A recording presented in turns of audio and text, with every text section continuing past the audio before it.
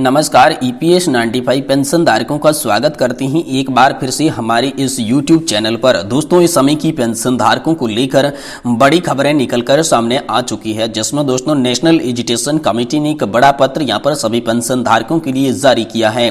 वही दोस्तों कमांडर अशोक जी रावत ने हाल ही में लाइव आकर पेंशन धारकों के लिए बड़ा संबोधन दिया है और सरकार को भी चेताया है, जिसमें कमांडर अशोक जी रावत ने कहा कि सरकार इन पेंशन धारकों को हल्के में ना ले। साथ ही दोस्तों कमांडर अशोक जी रावत ने धन्यवाद किया चार मंत्री भूपेंद्र यादव का। हाल ही में महाराष्ट्र के हिंगोली में जब श्रम मंत्री की मुलाकात यहां पर कमांडर अशोक जी रावत, वीरेंद्र सिंह जी राजावत, वीएन पाटिल के साथ साथ जो यहां पर एनएसी राष्ट्रीय संघर्ष समिति के कुछ पदाधिकारियों से प्रतिनिधि मंडल से हुई, तो दोस्तों उन्होंने जैसा आश्वासन दिया था कि तमाम पेंशन की मांगे जल्द से जल्द पूरी की जाएगी, तो एक बार फिर से सभी पेंशन धारकों के लिए उन्होंने कहा है कि हमने अपना प्रस्ताव वित्त मंत्रालय को भेज दिया है। हाल ही में वित्त मंत्रालय बजट पर चर्चा कर रहा है और इसी बजट चर्चा को देखते हुए हमने जो है प्रस्ताव भेज दिया है, क्योंकि इस बजट के अंदर खास तौर से पेंशन धारकों के लिए 7,500 प्लस डीए के अलावा मेडिकल सुविधा मंजूर करवाने के लिए हमने प्रस्ताव भेजा है। तो आप सभी को जल्द ही बजट के अंतरिम रूप से पहले दोस्तों पेंशन पर बड़ी खुशखबरी देखने को मिल सकती है। यह आश्वासन जो है हाल फिलहाल में श्रम और रोजगार मंत्रालय की मंत्री भूपेंद्र यादव के द्वारा आप सभी को दिया जा चुका है। और दोस्तों हाल ही में यहाँ पर पेंशनर्स जो है ईपीएस पेंशन बढ़ाने को लेकर आंदोलन की भी तैयारी कर रही हैं, जिसमें दोस्तों मुख्य भूमिका निभा रही है नेशनल एजुकेशन कमेटी या फिर राष्ट्रीय संघर्ष समिति। हाल ही में राष्ट्रीय संघर्ष समिति ईपीएस 95 पेंशन बढ़ाने को लेकर न्यूनतम पेंशन 7,000 रुपये 500 की मांग को लेकर दबाव तेज कर दिया है। न्यूनतम पेंशन बढ़ाने के साथ ही नियमित रूप से महंगाई भत्ता देने की यहां पर जो है मांग की जा रही है। और दोस्तों 12 जनवरी को प्रधानमंत्री को ज्ञापन भेजकर लोकसभा चुनाव से पहले कर्मचारियों को लाभ देने पर भी दबाव बनाया गया है। जहां दोस्तों इसमें प्रांतीय अध्यक्ष सुरेश डंडवाल ने कहा कि निगमों, स्वास्थ्य सेवाओं, संस्थाओं और कर्मचारियों की रिटायरमेंट के बाद बेहद न्यूनतम पेंशन मिल रही है। किसी को 1,000 तो किसी को 2,000 रुपए की हाल फिलहाल में पेंशन मिल रही है। इस बेहद कम पेंशन में किसी भी पेंशनर्स का घर चलने वाला नहीं है। महंगाई को देखते हुए न्यूनतम पेंशन को 7,500 रुपए किया जाए। पेंशनर्स पर नियमित रूप से महंगाई भत्ते का लाभ भी दिया जाए और चिकित्सा सुविधा का भी लाभ सुनिश्चित यहाँ पर जो है किया जाए। इसको लेकर बड़ा आह्वान अब सभी के लिए किया गया। साथ ही कहा गया कि राष्ट्रीय संघर्ष समिति के आह्वान पर पूरे देश के क्षेत्रीय आयुक्त के माध्यम से प्रधानमंत्री को ज्ञापन देकर आश्वासन याद दिलाया जाएगा। कहा कि सर्वोच्च न्यायालय के आदेशों के अनुसार उच्चतर पेंशन सभी सदस्यों पर लागू की जाए। ईपीएफओ के स्तर से ही ये कार्रवाई की जानी है। दोस्तों महासचिव बीएस राव ने कहा कि ईपीएफओ के देहरादून में ज्ञापन देते वक्त बड़ी संख्या में कर्मचारी और सार्वजनिक क्षेत्र के पेंशनर्स जो हैं वो यहाँ पर शामिल हुए थे और इसी को देखते हुए दोस्तों लग आप सभी के लिए रहा है कि जल्द ही आप सभी की पेंशन की तमाम मांगों को लेकर बड़ी खबर आप सभी को देखने को मिल सकती है। हाल ही में दोस्तों आप सभी के लिए ऐसी बड़ी खबरें निकलकर सामने आ चुकी है। वहीं दोस्तों अगली बड़ी खबर की बात करें तो सुप्रीम कोर्ट से दोस्तों पेंशन धारकों को बड़ी राहत मिली है। जी हां दोस्तों, नए साल का अब तोहफा जाकर मिल चुका है। कर्मचारियों को 30,000 रुपए तक की पेंशन मिल सकती है, यानी कि दोस्तों ओल्ड पेंशन स्कीम को लेकर भी आप सभी के लिए बड़ी खबर है। इसके बारे में भी दोस्तों विस्तार से जानकारी आप सभी को इस वीडियो के माध्यम से हम आपको देने वाले हैं। इससे पहले आप सभी के लिए एक बड़ी खबर है। जी हां दोस्तों, नेशनल एजुकेशन कमेटी या फिर राष्ट्रीय संघर्ष समिति ने यहाँ पर आप सभी के लिए एक राष्ट्रीय व्यापी आंदोलन करने का खाका या फिर रूपरेखा की बात करें तो वो तैयार कर दिया है। और पेंशनर्स की तमाम मांगे मंजूर नहीं होने तक दोस्तों गली से लेकर दिल्ली के तक अनशन किया जाएगा। और पेंशन धारक जो हैं ईपीएस के जो सदस्य हैं वो जागरण अभियान जो है वो चलाने वाले हैं। इस जागरण अभियान की शुरुआत दोस्तों हो चुकी है 4 तारीख से ही और ये जागरण अभियान तब तक चलाया जाएगा जब तक दोस्तों पेंशन धारकों की तमाम मांगे पूरी नहीं हो जाती। और ये दोस्तों चलाने वाली संस्था का नाम है ईपीएस 95 नेशनल एजुकेशन कमेटी यानी कि राष्ट्रीय संघर्ष समिति, जिनके की कमांडर अध्यक्ष है माननीय कमांडर अशोक जी रावत। उन्होंने कहा है कि चाहे स्थानीय हो या प्रदेश स्तर की सभी सभाओं का यहाँ पर जो है आयोजन किया जाएगा, जिसमें जो पेंशनर्स हैं वो जागरण अभियान करेंगे। प्रत्येक कर्मचारी को प्रेस नोट जारी करते हुए राष्ट्रव्यापी आंदोलन कार्यक्रम का जो है प्रचार और प्रसार यहाँ पर किया जाएगा।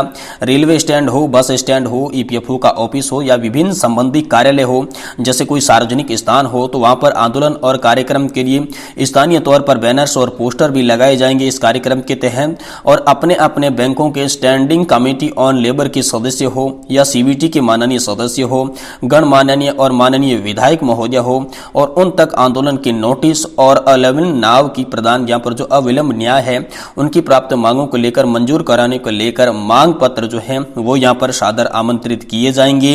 इनके साथ ही साथ दोस्तों ईपीएस 95 वृद्ध पेंशनर्स द्वारा देश के सभी ईपीएफ कार्यालयों पर ज्ञापन देना, साथ ही रैलियां निकालकर धरना प्रदर्शन करना और अपनी भावनाओं को व्यक्त करने जैसे कार्यक्रम इसमें शामिल रहेंगे।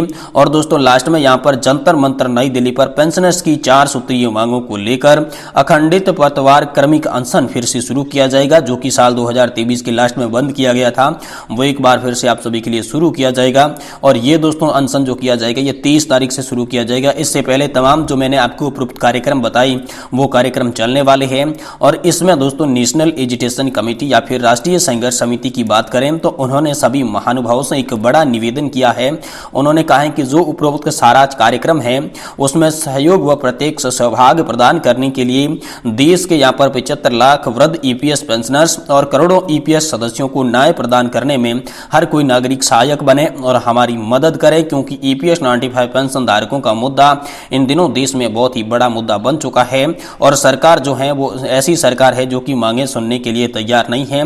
तो देश के सभी वर्गों का उन्होंने साथ मांगा है, विशेषकर सभी पेंशन धारकों को एकजुट होने की बात यहाँ पर कह दी जा चुकी है।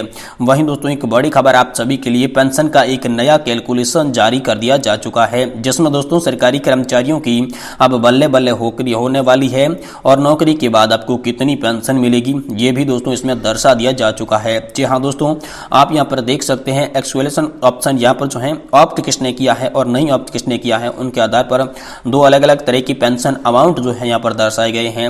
ऑप्ट करने वालों की जो सैलरी बताई जा रही है 2,10,000 की सैलरी के आधार पर यहाँ पर 96,000 रुपए की पेंशन बताई जा रही है। वहीं जिसने ऑप्ट नहीं किया है 15,000 रुपए की सैलरी के आधार पर 6,857 रुपए की पेंशन बताई जा रही है।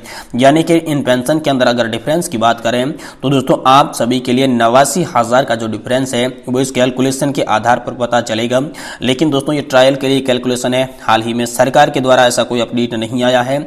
जैसे ही सरकार के द्वारा कोई बड़ी खबर होगी हम आपको इस चैनल के माध्यम से तुरंत देने की कोशिश करेंगे। इससे पहले पेंशन धारकों के लिए एक और बड़ी खबर निकलकर सामने आ चुकी है, जिसमें यहाँ पर जो है वेतन वृद्धि और ईपीएस की मांग को लेकर भी दोस्तों लगातार पेंशन धारक जो हैं वो देश के अलग अलग यहाँ पर नेताओं से मिल रहे हैं। हाल ही में दोस्तों यहाँ पर वेतन वृद्धि और ईपीएफ की मांग को लेकर महिला और बाल विकास विभाग की कई महीनों से जो लंबित मांग थी उसको लेकर वित्त मंत्री ओपी चौधरी से भी मिले थे और जन दर्शन में उन्होंने मंत्री को ज्ञापन दिया था और कर्मचारियों के सामने ही उन्होंने विभाग सचिव को फोन करके जल्द ही समस्या के निवारण के लिए भी आदेश देने की बात जो दोस्तों कही थी। तो इसे देखते हुए आप सभी के लिए हाल फिलहाल में लग रहा है कि पेंशन की जो मांगे हैं वो आप सभी की कहीं न कहीं यहाँ मंजूर होती हुई नजर आ रही है।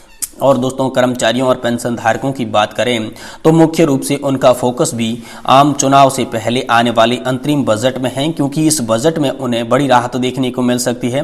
क्योंकि हाल फिलहाल में पुरानी पेंशन पर एक नया बवाल सामने आया है। इस बवाल की बात करें तो दोस्तों इस बवाल में केंद्र और राज्य सरकारों के कर्मचारी पुरानी पेंशन योजना की मांग को लेकर रिले हंगर स्ट्राइक शुरू कर चुके हैं। पुरानी पेंशन योजना की बहाली संयुक्त मोर्चा संघ में यहाँ पर क्रमिक अनशन शुरू कर दिया है। यह अनशन दिल्ली के अंदर चल रहा है। वहीं दोस्तों all India health employees and worker federation की यहाँ पर बैनर के तले ये जो प्रदर्शन है ये शुरू हो चुका है। इसमें सरकार से कहा गया कि जब तक सरकार हमारी मांगे मंजूर नहीं करेगी तब तक दोस्तों यहाँ पर जो है ये जारी रहेगी रिले हंगर स्ट्राइक। और ये रिले हंगर स्ट्राइक एकमात्र ऐसी स्ट्राइक है जो सरकार को चेताने के लिए शुरू की गई है। इसमें अगर पेंशन धारकों की यहाँ पर मांगे जो है वो मंजूर नहीं होती हैं तो देश में एक बार फिर से रिले हंगर स्ट्राइक के बाद अनिश्चितकालीन हड़ताल यहाँ पर शुरू की जाएगी। और ये रिले हंगर स्ट्राइक जो है दोस्तों ये अनिश्चितकालीन हड़ताल का एक पहला चरण माना जा रहा है। और इसमें दोस्तों रिले हंगर स्ट्राइक में कुछ कर्मचारी पहले प्रदर्शन करेंगे, इसके बाद कुछ समय बाद दूसरी टोली भी यहाँ पर प्रदर्शन करने वाली है, भूख हड़ताल पर भी बैठने वाले हैं।